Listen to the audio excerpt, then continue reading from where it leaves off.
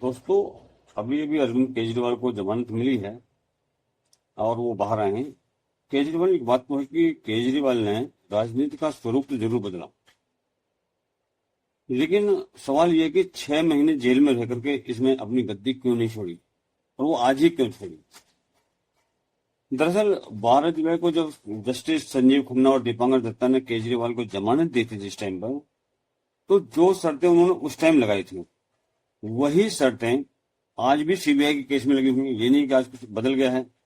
दिल्ली सरकार का काम तब भी ठप था और उसका काम अभी भी ठप है, क्योंकि केजरीवाल किसी भी फाइल पर साइन नहीं कर सकता और सचिवालय जा नहीं सकता। ये सारे इसमें आज भी हैं। काम जेल के अंदर रहने से भी ठप था इसका, और जेल के बाहर आने के बाद भी ठप है। फिर जमानत मिलने पर जेल में रहते हुए इस व्यक्ति ने रिजाइन क्यों नहीं किया और अब क्यों कर रहा है? देखिए, लोग इसका उत्तर नहीं ढूंढ पाए और सत्य यह है कि केजरीवाल की जेल में रहते हुए उसके वकीलों की जो करोड़ों की फीस थी, उसका जो बिल था फीस का, बतौर सीएम सरकार से अदा करवा देते। ठीक है। अब अगर वो तब रिजाइन करता तो वकीलों का जो भुगतान था वो किस तरह से होता, इसको खुद को करना पड़ता। लेकिन जब सुप्रीम कोर्ट के सारे मामले खत्म हो चुके हैं और ट्रायल कोर्ट के बचे हैं, जो भी मोटे मोटे बिल अदा होने थे वो रिजाइन करने से पहले तक की पीरियड के अदा हो जाएंगे। इसलिए उसने अब रिजाइन किया। मतलब सारी कहानी जो है वो वकीलों की बिलों की थी कि अगर ये जेल में रहते हुए रिजाइन करता तब फिर इसको बिलों का पेमेंट अपनी जेब से करना पड़ता। अभी जो बिल का पेमेंट है ये इसने एज ए चीफ मिनिस्टर करवा दिया। अब त्याग की मूर्ति बनना, अगर बनना ही था इसको, तो संजीव खन्ना से बेल मिलने पर ये अपना रिजाइन कर देता, बल्कि जेल जाने से पहले ही कर देता। ये दोबारा जेल गया है उससे पहले कर देता। ये जेल में रहकर भी मुख्यमंत्री बनाया और राजनीति में बदलाव किया केजरीवाल ने। चोरी के आरोप लगने के बाद भी वो ईमानदार बना रहा। ये बदलाव ही तो, जबकि ये भाई साहब राजनीति में आने से पहले जब अन्ना आंदोलन चल रहा था उस टाइम पर ये व्यक्ति बोलता था कि अगर किसी व्यक्ति के ऊपर में आरोप लगा देता है कोई, तो उस व्यक्ति को तुरंत ही रिजाइन कर देना चाहिए। लेकिन ये वो व्यक्ति है जिसमें आरोप ही नहीं लगे, बल्कि उन आरोपों की बिना पर इसको जमानत मिली है भी और ये व्यक्ति जेल में रहा है। ये इसकी पॉलिसी है। जब मनीष सिसोदिया जेल गया था तो इसने जेल जाने से पहले ही उससे रिजाइन साइन करवा लिया था। सत्येंद्र जैन जब जेल गया तो उससे इसने साइन करवा लिया था। मतलब नपना इसने दो रखा, डबल रखा है। अपने लिए कुछ अलग और अपनी पार्टी के नेताओं के लिए कुछ अलग इसने रखा और बाकी नेताओं के लिए कुछ अलग इसने रखा। ये इस धूर्त की धूर्तता है। दुर्भाग्य यह है कि केजरीवाल और उसके गिरोह को सुप्रीम कोर्ट से संरक्षण मिला, इसमें कोई शक नहीं। सुप्रीम कोर्ट ने हर किसी का मामले, एक ही मामला उठाया है किसी भी उसमें, इसके जितने भी केस हैं, सुप्रीम कोर्ट ने सिर्फ एक ही बात कही है कि bail is rule, jail exceptional है, जेल एक्सेप्शनल है और मुकदमा चलने में बहुत समय लगेगा, इसलिए इसको जमानत दी जाए। तो फिर माननीय सुप्रीम कोर्ट यही फैसला जो आपने अब दिया केजरीवाल के लिए, ये बाकी जो लोग इतने समय से जेल के अंदर बंद हैं, जिनके मुकदमे नहीं चल रहे हैं, जिनको ऊपर सिर्फ आरोपों के आधार पर उनको जेल में रखा गया, चाहे वो आतंकी है चाहे कोई और है, तो उनको छोड़ दीजिए। क्योंकि नपना एक होना चाहिए। अगर वो नपना केजरीवाल के लिए है तो वही नपना बाकी लोगों के लिए भी होना चाहिए। इस चीज को हमारे सुप्रीम कोर्ट को ध्यान रखना चाहिए। मनोनीत सीएम आतिशी जो है अभी, जिसको इसने मनोनीत किया है केजरीवाल ने, उनका कहना है कि सुप्रीम कोर्ट ने मोदी सरकार की एजेंसियों को मुंह पर तमाचा मारा है और केजरीवाल की गिरफ्तारी को गलत बताया है।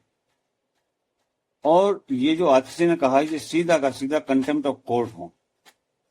लेकिन सत्ता के नशे में केजरीवाल और उसका जो गिरोह है उस पर मेहरबान सुप्रीम कोर्ट के जज इस बात का संज्ञान नहीं लेंगे, जबकि उन्होंने तो गिरफ्तारी को वैध कहा है। सुप्रीम कोर्ट ने बोला कि इसकी गिरफ्तारी बिल्कुल सही है, लेकिन नहीं, सुप्रीम कोर्ट इस पर नहीं बोलेगा। तो ये बात सिद्ध करती है कि सुप्रीम कोर्ट इस व्यक्ति का फेवर कर रहा है कहीं ना कहीं, किसी न किसी तरीके से। आतिशी कह रही है कि कोर्ट ने अरेस्ट को गलत बताया है। सुप्रीम कोर्ट इसको पर संज्ञान ले और कहे कि नहीं ये नहीं है, और आतिशी को अंदर करे, केस मुकदमा हो आतिशी को ऊपर में।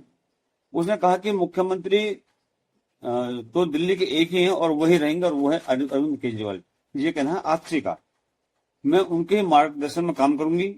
यानी मतलब साफ है कि मुख्यमंत्री आपसी होंगी, लेकिन सत्ता की चाबी केजरीवाल के हाथ में होगी। और केजरीवाल सिसोदिया के खिलाफ, ये जो है आतिशी केजरीवाल के खिलाफ, सिसोदिया के खिलाफ और सदन जैन के खिलाफ जितने भी फाइलें हैं खिलाफत के अंदर, ये उनको साफ करती रहेगी।